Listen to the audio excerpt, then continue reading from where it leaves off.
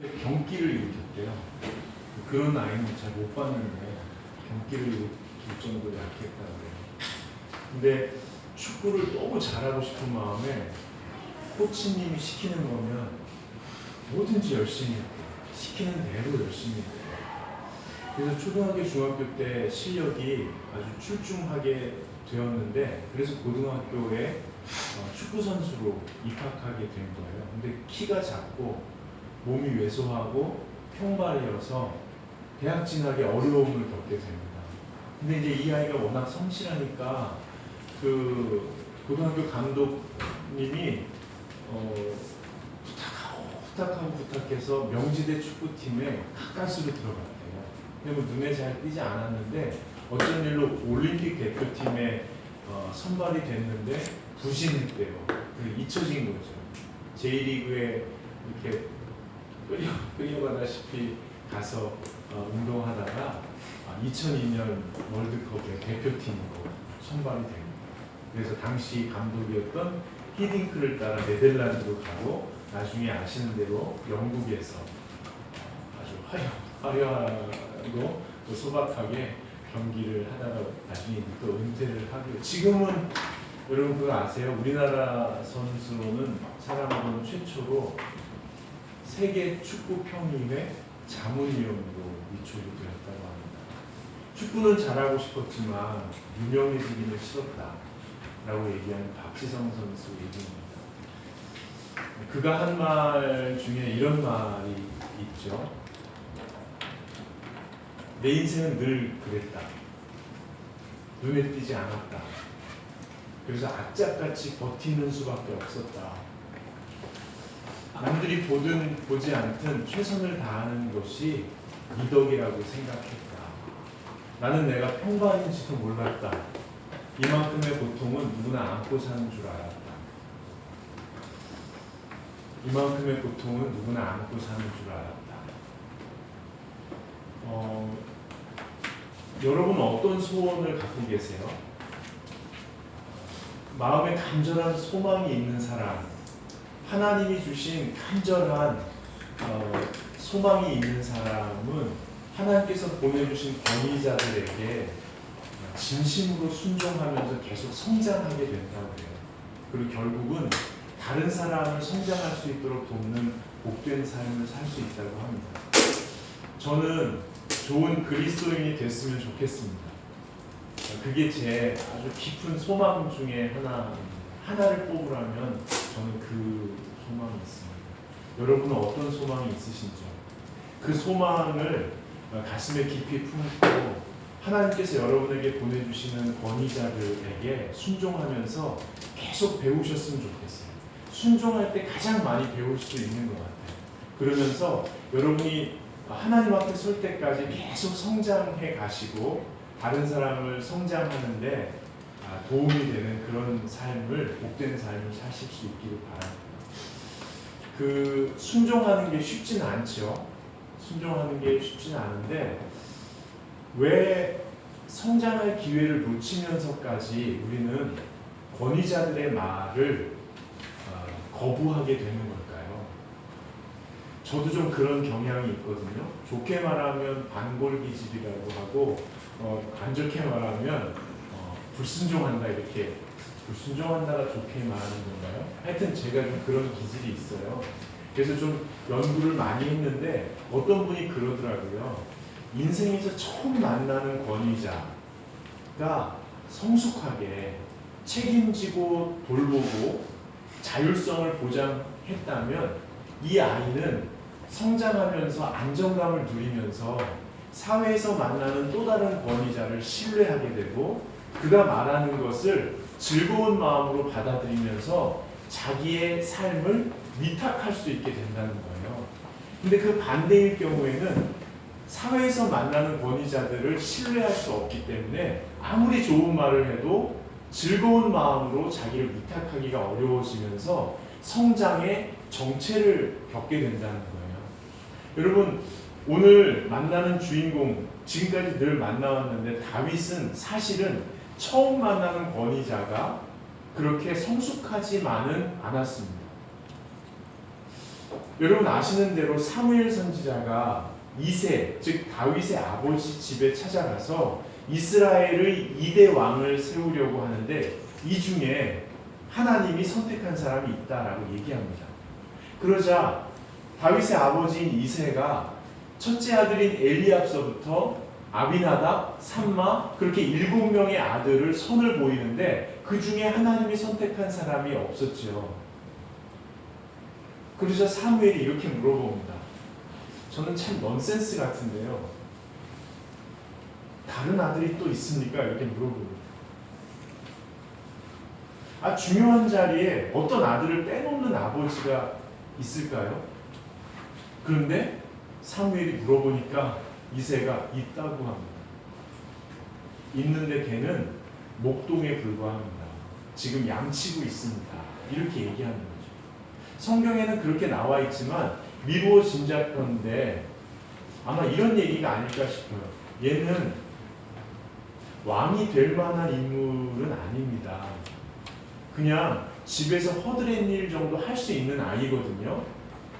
그러니까 볼 필요는 없으실 텐데 굳이 보실 겁니까? 아버지가 아들을 배제시키고 있습니다.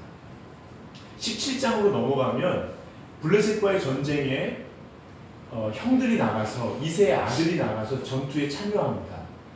차출돼 나가는 거죠. 대단한 능력이 있었던 것 같아요.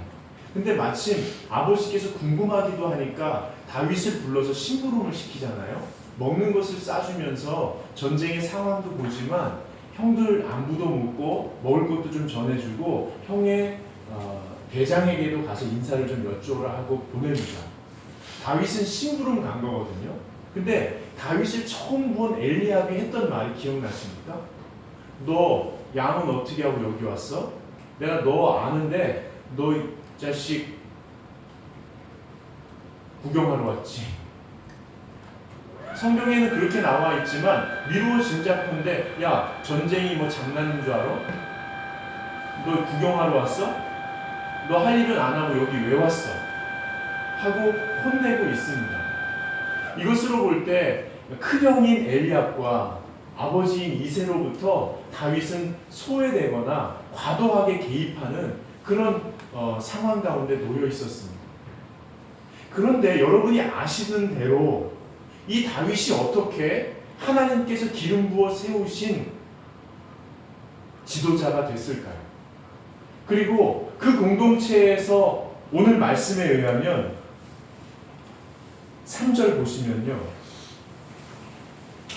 공의로 다스리는 자가 됐을까요?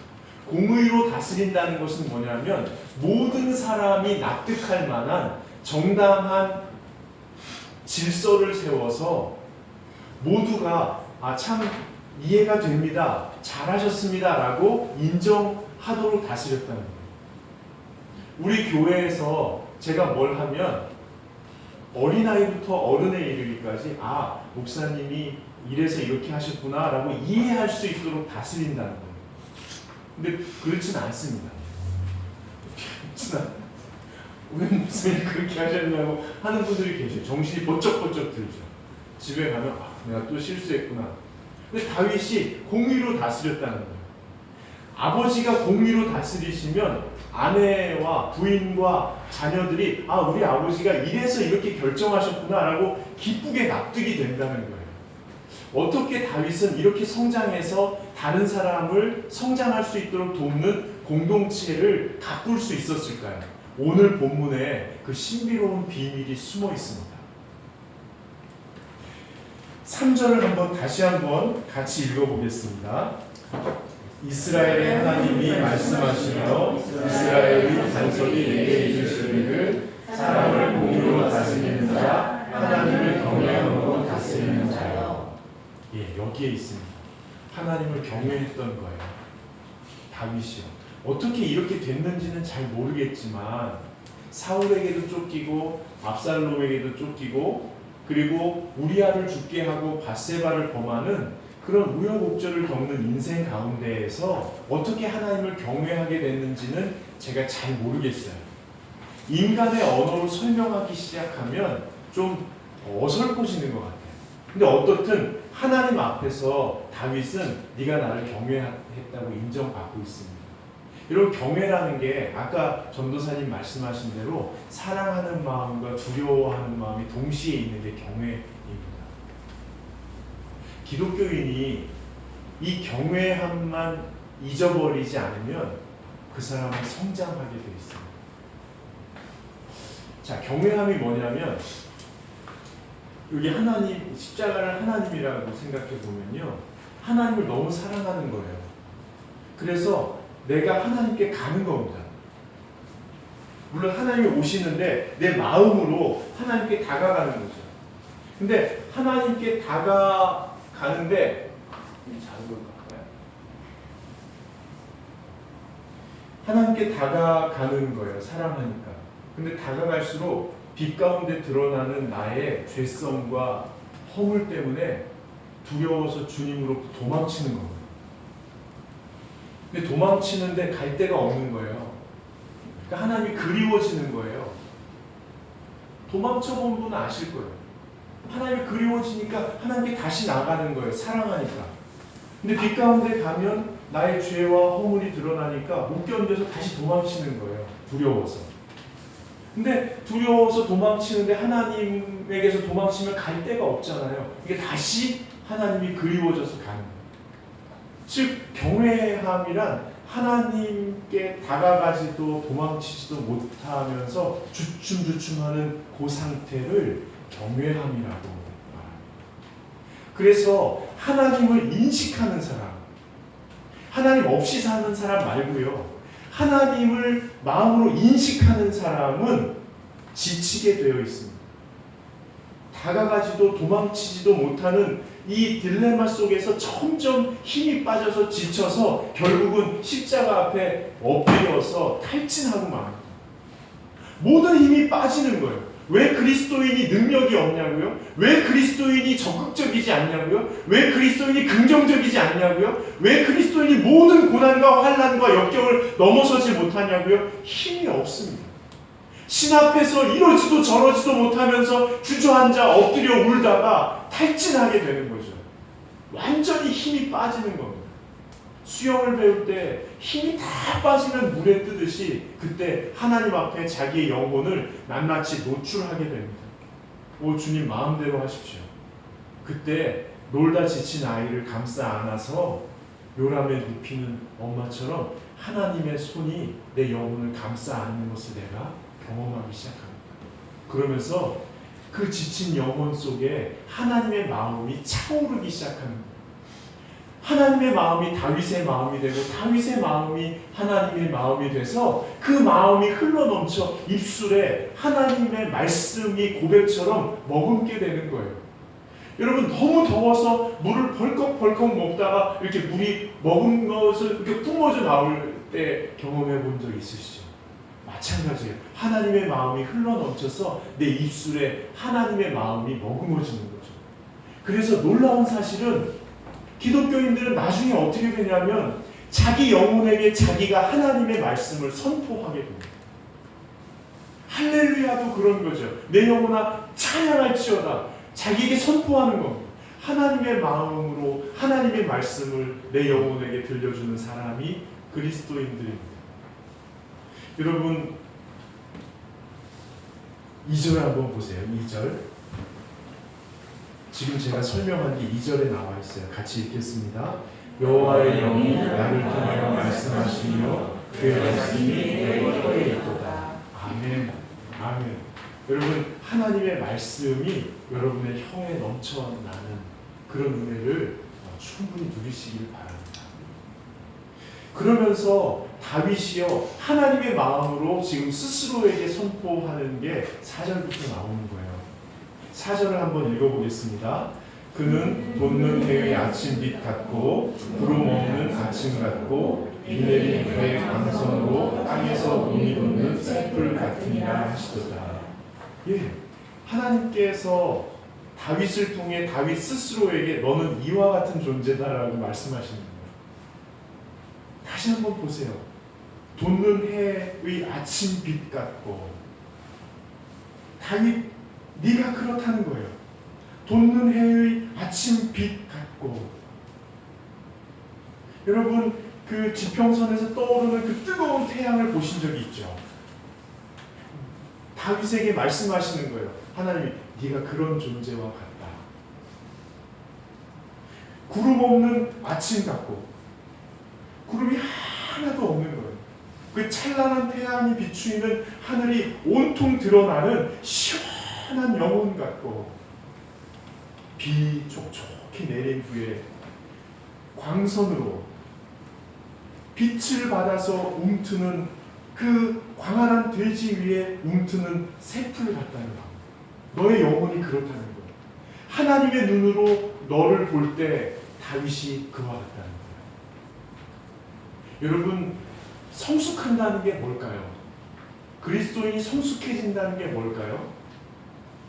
말씀대로 사는 거요? 예수님처럼 말하고 행동하는 거요? 성경대로 사는 거요? 아닙니다. 그것은 열매입니다. 하나님께서 여러분의 인생을 통하여 마침내 이루실 열매입니다. 진짜 그리스도인이 성숙하다는 건 뭐냐면 하나님의 영으로 가득하여서 내 입술을 통해 하나님의 마음으로 나에게 선포해 주는 것을 내가 듣는 것. 너는 가장 소중하고 귀중한 나의 자녀라는 하나님의 고백을 나 스스로가 놓치지 않는 겁니다. 일이 잘 될 때에도 일이 잘 안 될 때에도 사람들이 나를 잘했다고 인정할 때에도 사람들이 나를 인정해 주지 않을 때에도 나의 환경이 나의 계획대로 잘 갖추어질 때에도 아무리 노력해도 내가 계획한 그 계획대로 아무것도 이루어지지 않는 순간에도 너는 찬란하게 떠오르는 태양이요 구름 한 점 없는 맑은 영혼이요 어떠한 상황에서도 대지를 뚫고 일어나는 생명력 넘치는 새싹과 같은 존재라고 선포하시는 하나님의 그 고백을 놓치지 않는 게 성숙이에요. 그게 그리스도인의 성숙입니다. 그게 그리스도인의 최고봉인 거예요. 나와 함께 하시는 주님의 눈으로 나를 바라볼 수 있게 되는 거. 여러분 그렇게 될 때 빛 가운데 두려움과 불안과 공허함이 물러가고요. 염려와 근심과 초조함이 물러가고요. 하나님이 임하시는 온전한 샬롬이 임함으로 말미암아 담대해지는 거예요. 그때 선포할 수 있는 게 5절이에요. 5절 한번 읽어보겠습니다. 내 집이 하나님 앞에 이같지 아니하냐? 하나님이 나와 더불어 영원한 언약을 세우사 만사에 구비하고 견고하게 하셨으니 나의 모든 구원과 나의 모든 소원을 어찌 이루지 아니하시냐. 여러분 이 너무 놀랍지 않아요? 그렇게 선포해놓고 야 우리 집이 이렇게 되지 않겠냐? 우리 자녀들이 이렇게 되지 않겠냐? 하나님의 모든 약속이 내 인생 가운데 성취되듯이 내 후손에게 우리가 속한 공동체에게 그대로 이루어지지 않겠냐고 담대하게 선포하고 있어요. 여러분 제가 비행기를 좀 자주 타는 편인데 아주 어릴 때 20대 때 해외 선교 나가거나 그럴 때는 아무 두려움이 없었어요. 죽으면 죽으리라. 근데 이제 가정도 이루고 자녀도 낳고 그러니까 30대 후반쯤에부터는 비행기가 무서워지는 거예요. 이 떨어지면 어떡하나. 그래가지고 안 그랬었는데 두려움이라는 게 갑자기 밀려오더라고요.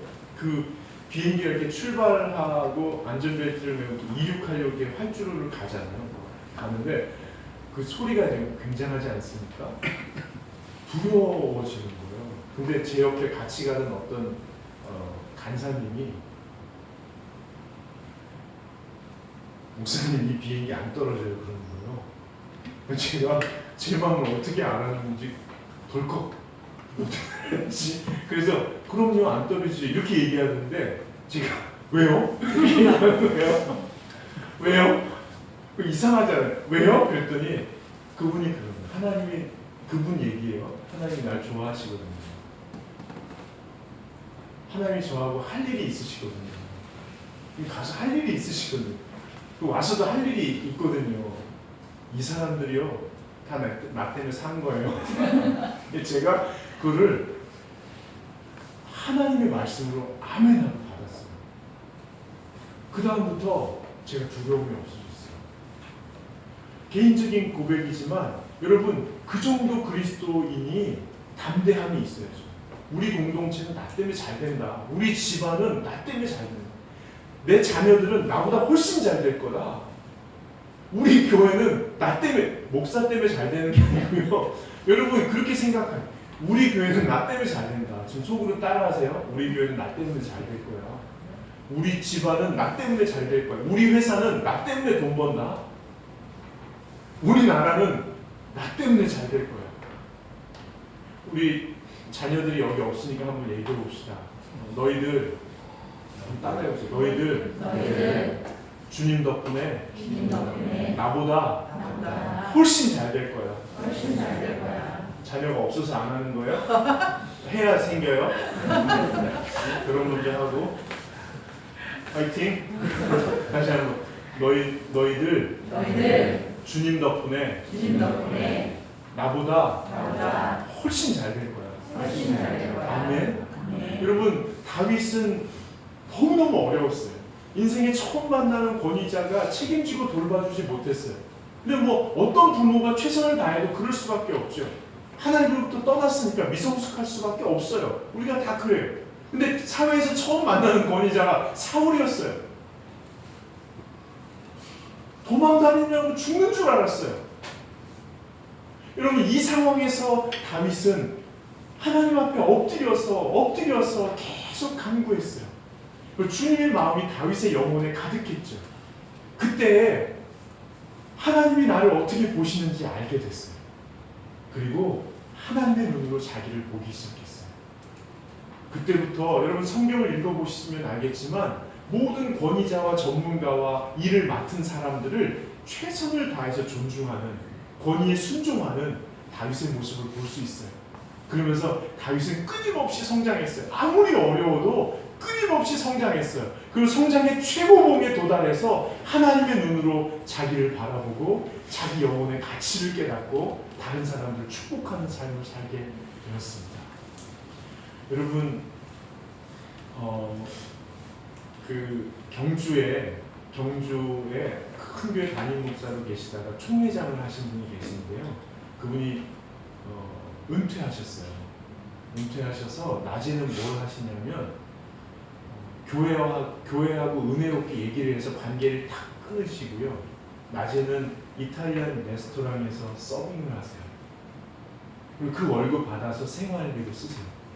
저녁에는 뭐 하시냐면 교회가 지어준 문막이 있어요. 산속에. 양면이 유리로 돼 있고 양면은 차로, 보이차로 가득해요. 보이차가 수백 개가 더 되는 것 같아요. 저녁 때 동네 분들을 초대해서 차를 대접하면서 성경 이야기를 일반인들이 알아들을 수 있게 설명해 주는 일을 하세요. 낮에는 후배 목회자들이 언제나 와서 쉴 수 있도록 열쇠를 놔두셨어요. 저도 그분을 아는 분의 초대로 거기 가서 차를 마신 적이 있어요. 근데 그분이 뭐라고 그러시냐면 저를 초대하신 목사님이 그 선배 목사님 말씀에 이 보이차 수백 종류 안에, 보이차 아시죠? 이렇게 원반으로 생긴 거. 요거 먹으면 한 사람이 1년 정도 먹거든요. 이게 한 판에, 이렇게 얇은 거 한 판에 200원짜리부터 2억 원짜리까지. 제가 2천만 원짜리를 본 적 있어요. 이만큼 해서 2천만 원이니까 이렇게 하면 200만 원 되겠죠? 근데 2억 원짜리는 상상도 못했어요. 여기 있다는 거예요. 찾을 수 있으면 끓여 먹으래요. 모르겠는 거죠. 여러분, 사람들은 몰라요. 여러분의 가치를. 근데 여러분은 아셔야 해요. 여러분은 여러분을 200원으로 보세요. 2억 원으로 보세요. 이게 그냥 수치로 얘기하는 거예요.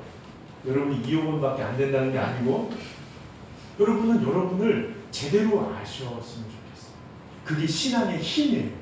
기도하는 이유도, 찬양하는 이유도, 성경 읽는 이유도, 예배하는 이유도 하나님 앞에 엎드리면서 하나님의 눈으로 나의 가치를 발견해 가는 과정을 누리는 거예요. 그 누림 속에서 모든 것이 다 물러가고요. 하늘의 평안이 임하게 되는 거예요. 여러분, 같이 엎드립시다. 같이 엎드립시다. 저는 그 2억 원짜리가 이해가 안 됐어요. 근데 올 초에 중국에 갔을 때 어떤 분이 가르쳐 주셨어요. 왜 그게 2억 원인지. 중국의 어느 지방에 가면 1000년에서 1600년 된 차나무들이 있대요. 그 일대에. 엄청나게 크죠. 그런데 1년에 4월에서 6월 그때만 12시에서 2시 사이에 해가 비출 때 웅돋는 싹이 있대요. 그것을 아줌마들이 꼭대기에 올라가서 그것만 탁탁탁 따서 내려오는 거예요. 그게 최상품이에요. 여러분, 여러분의 영혼은 대지와 같습니다. 제가 얼마 전에 우주와 같다고 말씀드렸죠? 여러분의 영혼은 예수 그리스도의 십자가, 즉 하나님의 생명을 다 쏟아내고 녹아내고 비춰주시는 은혜의 광선을 날마다 받고 계신 거예요. 거기서 하늘의 생명력이 새싹 돋듯이 계속 움트고 계세요. 지금 이 순간도 계속 생명력으로 살아나고 계셔요. 그 영적인 감각을 하나님께서 일깨워 주시길 바라요.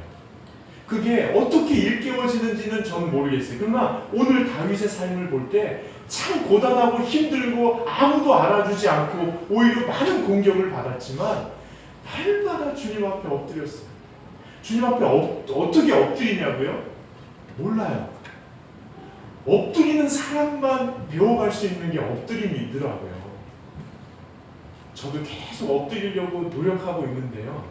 우리 일상 속에서 그 영적인 감각 놓치지 않도록 주님 앞에 마음으로, 주님 앞에 생각으로 계속 주님 엎드리는 저와 여러분이 되시면 좋겠습니다.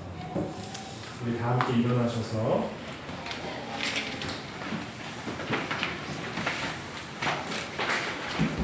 주는 완전합니다.